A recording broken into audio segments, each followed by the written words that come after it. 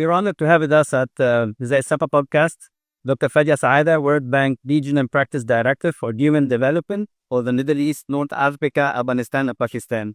Thank you very much, Dr. Fadية. Thank you. Thank you for hosting us. Are you that this is your second participation at the Global HDC? Can you tell us your impression about the sessions and the activities that have been organized to the conference? Yeah, it's my honor that I've had the chance to participate in the first one, and now this is the third. And really, congratulations on a very big and very important set of events. Also, my team participated in the last year, so we've been accompanying this Congress throughout. First, it is Egypt is the first country that reinstitutes Population Congress after many years of absence, so this is an achievement in itself. Second, really, the way it has been done, I really appreciate how much we've been partners in its planning, in its execution.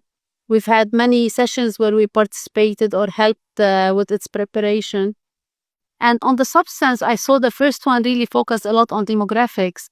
And I see that the Congress has evolved since. And this time I see a much more integrated approach on human capital.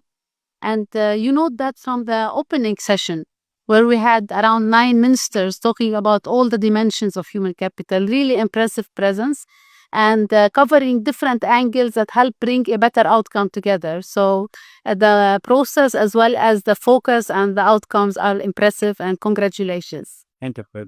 World Bank have been partnering with the Ministry of Health and Population in several projects. As you have mentioned, what from your perspective had been achieved and what will still need to be achieved for the coming years?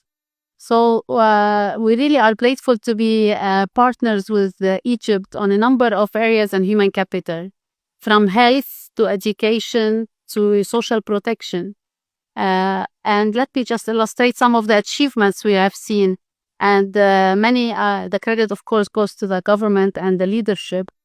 We've seen a lot of improvements in terms of the healthcare, its coverage, its outcomes, really reductions in a lot of the areas of mortality. We've seen even improvement on family planning, on other services.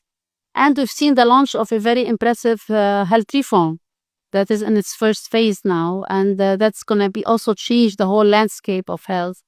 We see also improved coverage on a number of areas in education.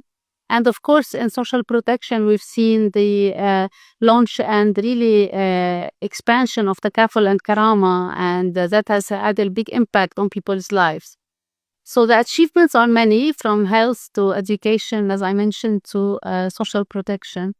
And but at the same time, we have been working with the government to review human capital and to see where are the gaps, where is the future. Because not only Egypt is changing, the world is changing. There are mega trends like the change in technology, the change in demography, the change in climate that are also impacting how we do services in Egypt. So with that in mind, we looked at also at the human capital and to see where are the achievements documented well, but see the gaps, because the ambition of the Egyptians is to do better and to move forward. So to that end, I would like to highlight that there are some areas where I hope we can do more. One of them, for instance, is the early childhood enrollment and development, because that has a long-term impact on people. Of course, the improvement in terms of the delivery and the completion of the health reform.